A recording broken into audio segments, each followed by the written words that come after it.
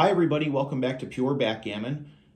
Please like, subscribe, comment on this video, and follow us on Instagram at Pure Backgammon. I see I've already lost one viewer. We've got an unboxing for you today. It's a little bit different. It's being conducted under cover of night, and the darling child with which I cohabitate is sleeping in another room, so I have to keep my volume down. That does not mean I have to keep my intensity, passion, or general sort of excitability or unboxing quirks, tamped down to a minimum. But it's a different kind of video.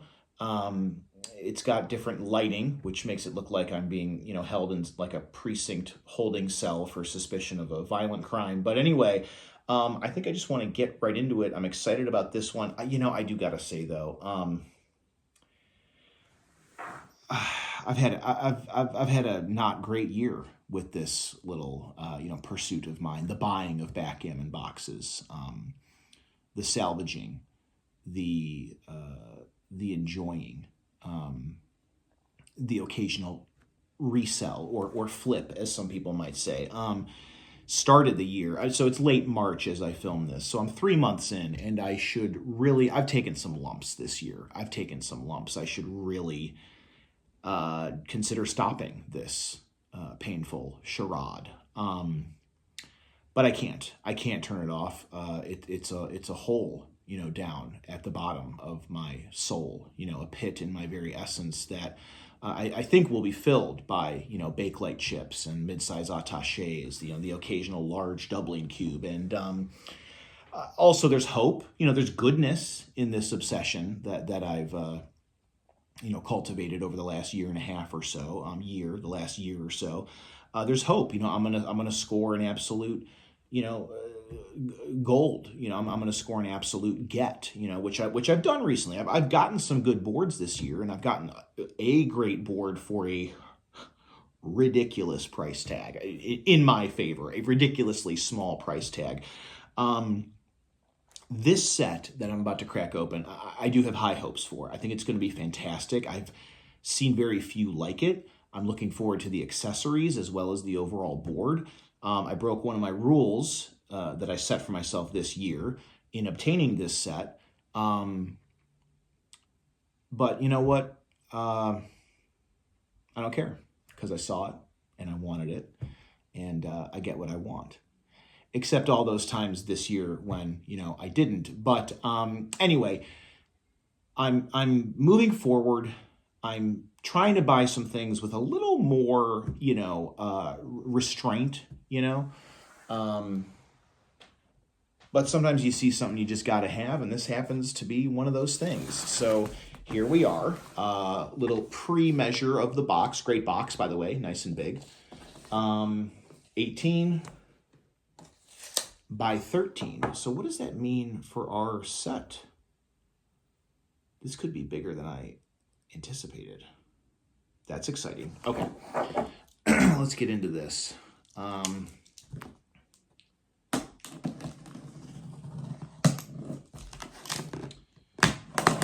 think I'm going to start a YouTube channel dedicated to the safe opening of backgammon sets.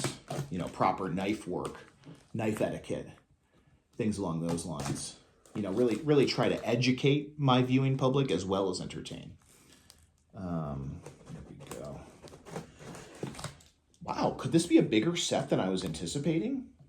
That would be great. A night unboxing. There's so many things about this just don't quite feel, right. It almost doesn't feel the same. But I will persevere through this, because I think I'm going to like the end result here. You got to give it to the seller. They really did a number. I mean, I'd rather have somebody send me something that feels like I need a combination lock to get into than send me something in like a burlap coffee bean sack, wrapped up in rubber bands. You know what I mean? So good packaging. I appreciate that. We've got some paper on top, some bubble wrap I see. Okay, the board is smaller than the box, which is what I was expecting. Mid-size attaché. Okay, not bad. Bubble wrap, love it. Good seller, good seller. Love the attention to, you know, taking care of the piece a little bit. We're starting to see it now. Perhaps you're starting to see it. That's right. That's right. Oh, let me see it. Let me see it. Plaid boy, what you gonna do? What you gonna do when it comes for you? Plaid boy, plaid boy. Oh yeah, oh yeah. Ooh, it's a plaid. It's perhaps the definition, I'd say the definition of a grandma board. This is the sort of thing that's like, it, you know, it's like, it looks like grandma's couch, you know? Looks like it was sitting in grandma's house for a long time. Oh my goodness, this is in remarkable shape. Great handle. Oh yeah. Oh, great. Look at that. Great hardware, great latches, great hinges. I'm not going to lie to you. I mean, you got to look for it. You got to really look for it. There's a little smidgy right here, a little dirt right there, and what looks like some sort of Cheeto dust, you know, probably from like a movie night, you know, 20, 30 years ago. Somebody was accidentally, you know, kind of dribbling Cheeto dust onto this thing because it was on the coffee table and the Cheeto bowl was on top of it. You know, I'm thinking the family went out and probably rented, you know, like Happy Gilmore or something, you know, and everyone's just like raucously laughing and like chortling and like choking on their snacks, and it may have dribbled on the set here. So I can forgive that. You know, who didn't have that experience of a certain age growing up, right? Here's a little schmidgens on the vinyl there that I think I just took care of. So okay, great. Now how big is this? This is 15 by 10. Standard attaché. Latches. Oh, you know what? I don't hate it. I mean, they're good. They latch and they stay in place, but they don't really put up much of a fight. In that sense, it's easy to open, which I guess is good. You know, I don't mind it when I gotta kind of dig in there a little bit. I like a little security on my sets, but great latches, great hardware. Oh yeah. Oh yeah. Okay, yeah. And this is what I came here to look at. Let's just get right into it. Look at these blue speckled chips. Didn't fall off the edge. That's great. Look at these blue speckled chips. That's what I'm talking about. Oh my gosh, the interior of this thing. Triplets on the cup, the matching cups. Oh yeah. Yo, okay, so if the outside of this set was used as a napkin during Austin Powers International Man of Mystery movie night, has the inside ever been used for anything? Because I'm telling you, no. I mean, this is yet again another vintage get of a set that maybe was never used. Like, never used? Is that possible? Yeah, the pieces fit. That's okay. These blue pieces really are remarkable. Oh, these blue pieces are gorgeous.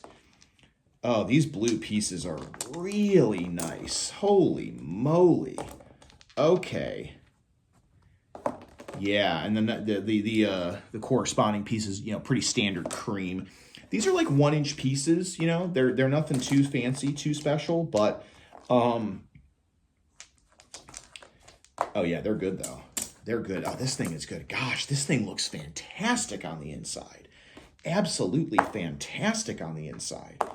Wow, I'm really impressed. Oh, and then there's an extra piece of each color. That's great. And the dice are fantastic. The dice are original. Look at this doubler. On one hand, yeah, dude, this leads me to believe this game has like never been actually touched. This is about as standard of a doubler as you can get, but it's like, look, you can still, I want to see if I can get the light here. You can still see the gloss like on the black of the numbers. Like this, there's no, it's like there's not even been, you know, on like in Europe, there's like statues, or like in Illinois, there's the statue, there's a bust of Abe Lincoln at his memorial at where he's buried, and everybody's been rubbing the nose for like 100 years. So it's a bronze bust, but the nose is like polished gold because of the oil in people's hands and things like that. There's another statue in Ireland, I think, of a buxom young lass, and people have like shined her cleavage over the years, which is hilarious and also inappropriate or whatever. But we've got oil on our hands, and like if I just feel like if this had ever been touched by a human before me, there'd be like a little wear and tear. There'd be a little film on this doubler.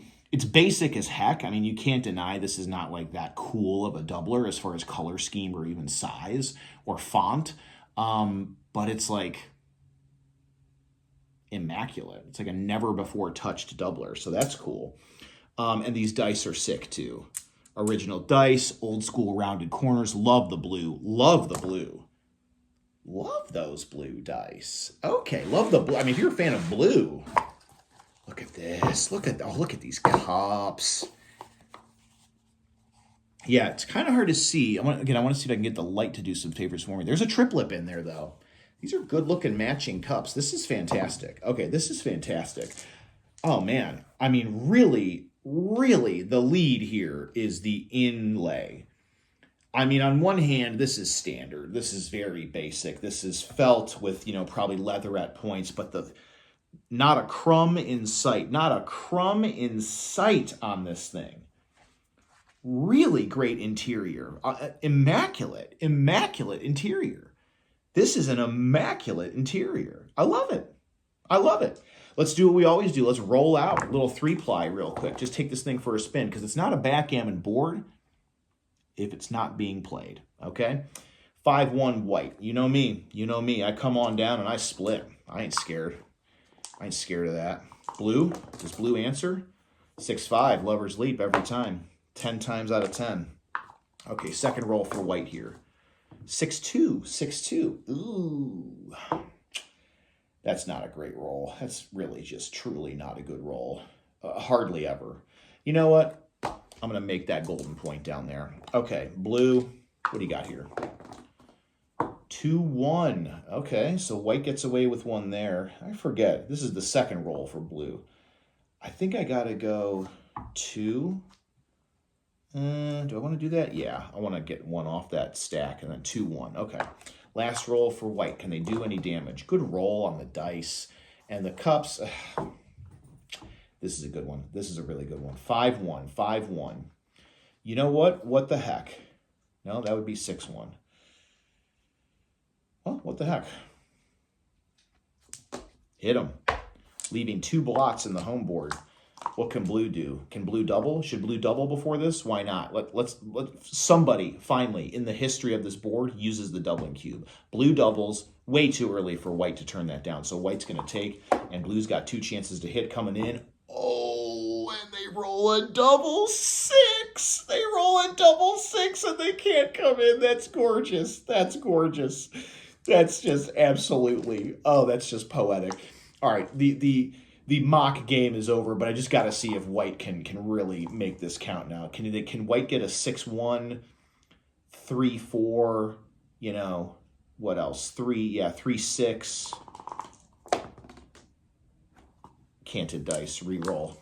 The suspense builds. Okay, that was into the tray. Okay, come on. I'm getting so nervous here. 5-4.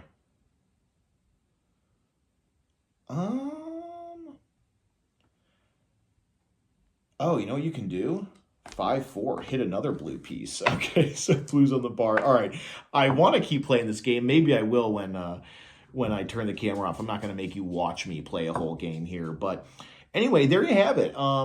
Usually I would pack this thing up and kind of show you the finished product one last time. But 2 reasons I'm not going to do that. First of all, there's kind of a compelling mock game going here that I'm playing against myself. And second of all, once again, the exterior of this set looks cool as hell. I think it would look so cool sitting on somebody's bookshelf or, wherever, on your desk, in a dorm room, in your office. It's like, kind of I don't want to say cheesy, but like it's obviously very dated, very vintage. So it's got sort of a very approachable, casual vibe, but it also kind of looks a little classy. I mean, not like a leather bound, fantastic new age board, but maybe not class. There's charm here. There's charm to the exterior of this set that works both ways, both to make you sort of harken back to thoughts of grandma's house growing up and movie nights with Austin Powers and that sort of thing, but also to be drawn to it, to be sort of magnetized to that inherent class and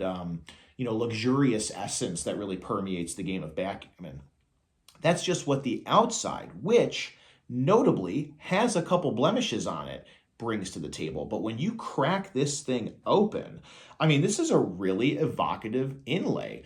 Dark blue, cream, and then this almost like slate. It's a blue, but it's like almost getting into gray territory. Maybe almost like a green, gray, green, blue. It all works. The blue pieces look amazing. The blue dice really pop.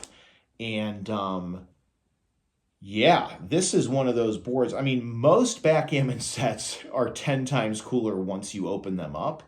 But this one really is just like a really beautiful, it's like it's like a turtle or it's like a chrysalis, it's like a flower that sort of looks like a droopy dud in the morning and then like pop at 6:33 every morning it pops open and it's like the brightest one in the garden, gorgeous set, absolutely beautiful. And just because there's 2 on the bar and there's 2 blots in white's home board, I got to roll out.